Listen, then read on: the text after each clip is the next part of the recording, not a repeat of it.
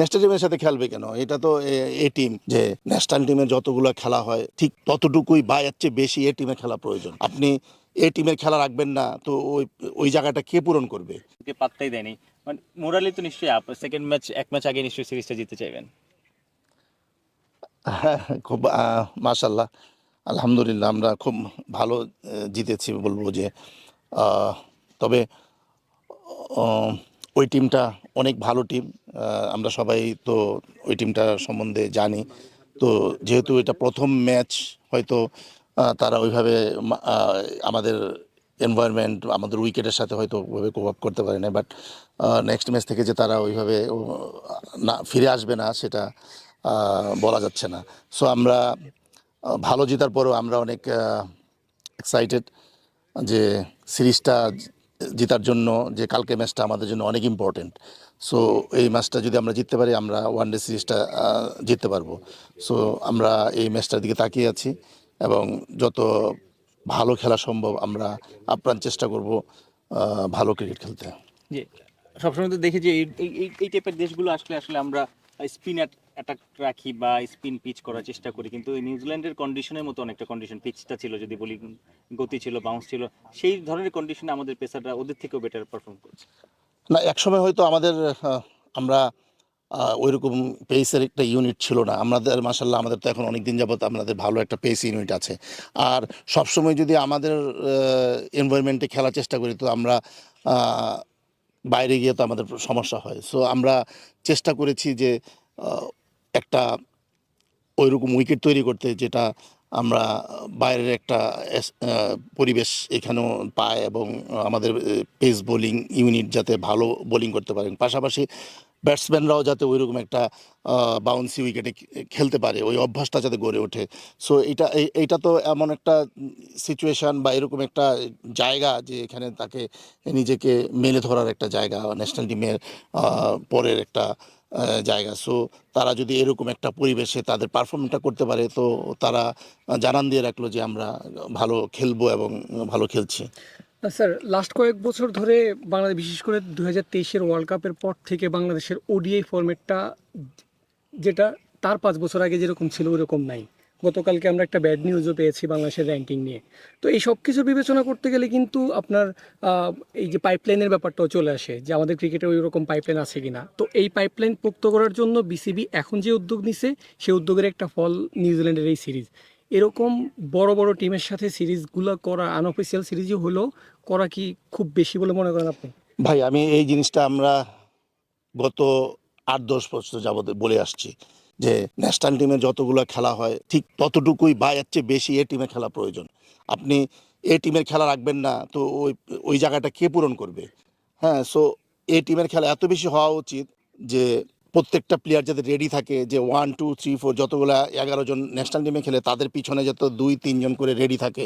যে এটাতে দুই রকম উপকার, যে ওই ব্যাটসম্যানরা, ন্যাশনাল টিমের ব্যাটসম্যানরাদের তাগিদ থাকে যে আমি যদি না পারফর্ম করি তো আমার পিছনে ওই ব্যাটসম্যানগুলো আছে। আবার এদেরও সুবিধা যে আমি আমার পারফর্ম করতে থাকি, একটু সুযোগ এলে আমার টিমের জায়গা হবে।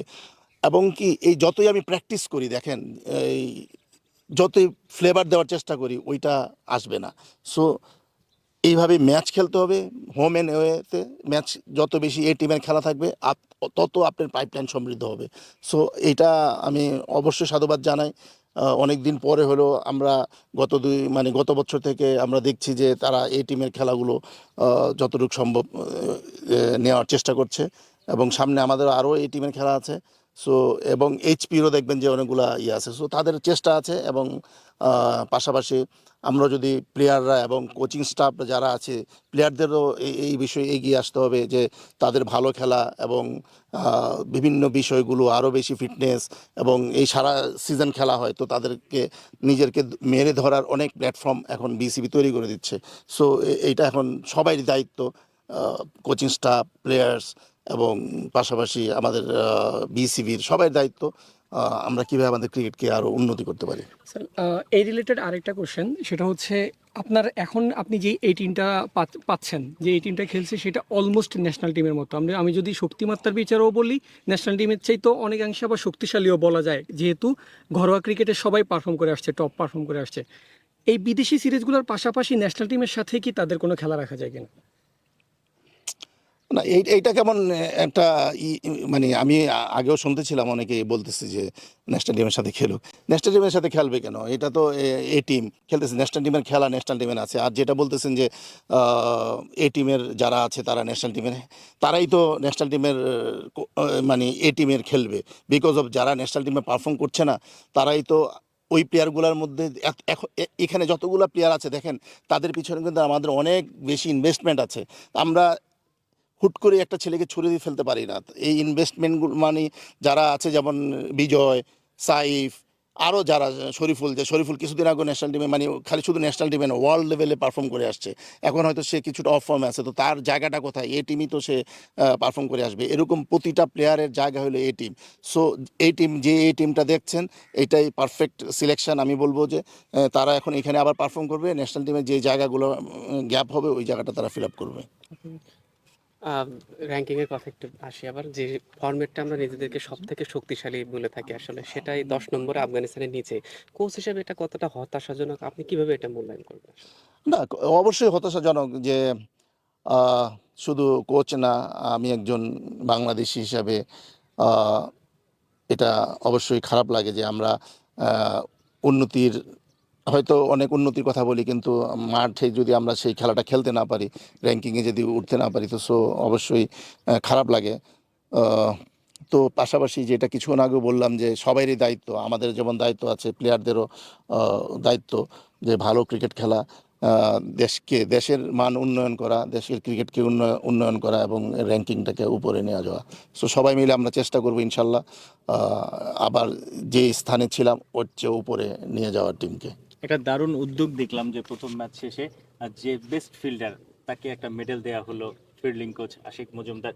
এই কালচারটা কিভাবে হলো বা কার ব্রেন চাইল্ড এবং কতটুকু উপকৃত হবে টিমের কালচার, টিমের প্লেয়াররা?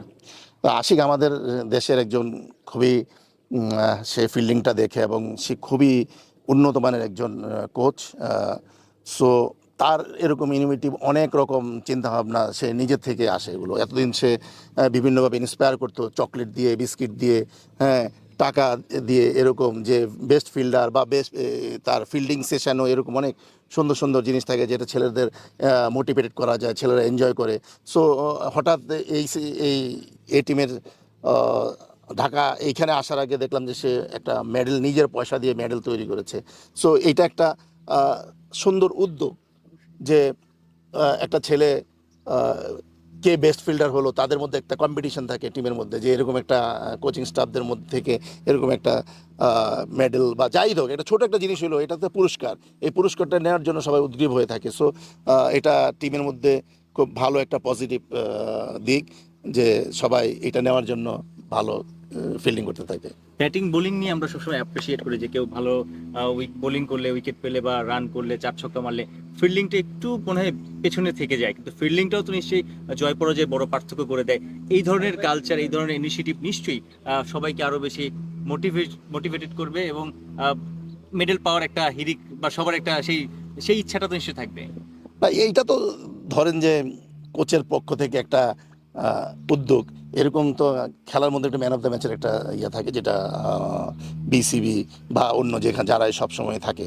সো ওইটা তো একটা সবচেয়ে বড় পাওনা যে ওয়ার্ল্ড দেখছে যে আমি একটা ম্যান অফ দ্য ম্যাচ পাচ্ছি। সো সেইটার সাথে তো ব্যাটিং, বোলিং এবং ফিল্ডিং সম্পৃক্ততা আছে। সো ওইটা হলো সবচেয়ে বড় বিষয়। আর এইটা হলো নিজেদের মধ্যে একটা কম্পিটিশন তৈরি করা, ছেলেদেরকে আরও মোটিভেটেড করা, উদ্বুদ্ধ করা যে আমরা ভালো ফিল্ডিং করার চেষ্টা করি। ঠিক আছে। একটা দলে মানে উইকেট রক্ষক 3 জন আছেন, নুরুল হাসান সোহান, বিজয় আছেন, মাহিদুল ইসলাম অঙ্কন আছেন। সেক্ষেত্রে একাদশটা সাজাতে কি একটু হিমশিম খাতে হচ্ছে? মানে যদিও 3 জন উইকেট কিপার আছেন তারাও কিন্তু ভালো ফিল্ডার, তো আমরা এখানে দেখার চেষ্টা করি তাদের মধ্যে সবচেয়ে ভালো কিপারটা কে। হ্যাঁ, সো সেই বিচারে হয়তো নুরুল হাসান সোহান এগিয়ে থাকে। তো নুরুল হাসান সোহান কিপিং করে, অন্যরা ফিল্ডিং করে। তো তারা ব্যাটসম্যান হিসাবে খেলে এবং সবাই অ্যাজ এ ব্যাটসম্যান হিসাবেও বাংলাদেশের লোকাল ক্রিকেটে পারফর্মার। সো সেই দিক দিয়ে বিচার করতে গেলে যে একজন কিপিং করবে সেই জন্য নুরুল হাসান কিপিং করে।